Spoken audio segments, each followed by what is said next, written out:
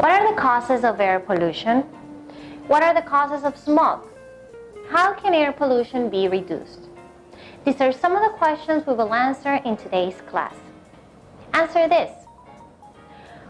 You can't see it, smell it, or taste it, but you are surrounded by it. It's air, of course, but what is air? Air is a mixture of nitrogen, oxygen, carbon dioxide, water vapor, and other gases. Almost all living things depend on these gases to carry out their life processes. Biogeochemical cycles guarantee that the air supply will not run out, but they don't guarantee that the air will be clean.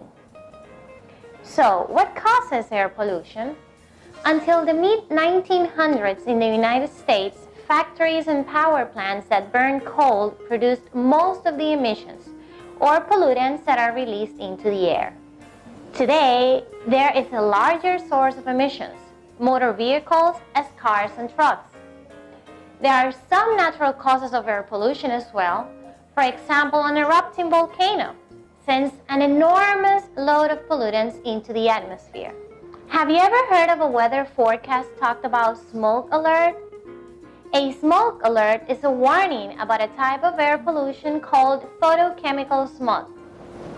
Photochemical smog is a thick brownish haze formed when certain gases in the air react with sunlight. When the smog level is high, it settles as a haze over a city.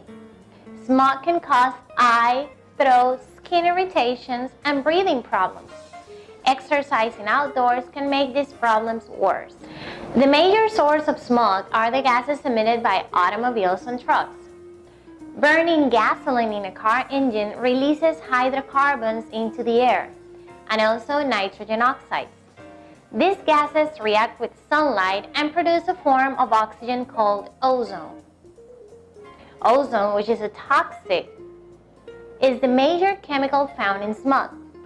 Ozone can cause lung infections and damage to the body's defenses against infections.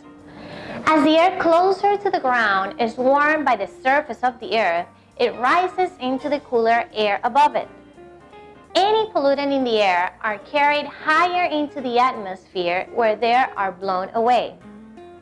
But as pollutants in the air accumulate, a layer of warm air prevents the rising air from escaping. The polluted air is trapped and held close to the Earth's surface. Smog becomes more concentrated and dangerous. The key to reducing air pollution is to control emissions. In the United States, laws such as the Clean Air Act regulate the amount of certain pollutants that can be released into the air. These laws also encourage the development of new technologies that reduce air pollution. Smokestacks from industries now contain devices called scrubbers that dissolve pollutants using a stream of water droplets. Cars and trucks now contain catalytic converters that reduce emissions of hydrocarbons, carbon monoxide, and nitrogen oxides by forming less harmful carbon dioxide and water. But reducing emissions also requires the effort of people like you. You can help reduce air pollution by reducing the energy use. Using less energy conserves fuel resources and also reduces emissions. When you take public transportation, carpool, walk, or ride a bike, there is one fewer car on the road. Thank you.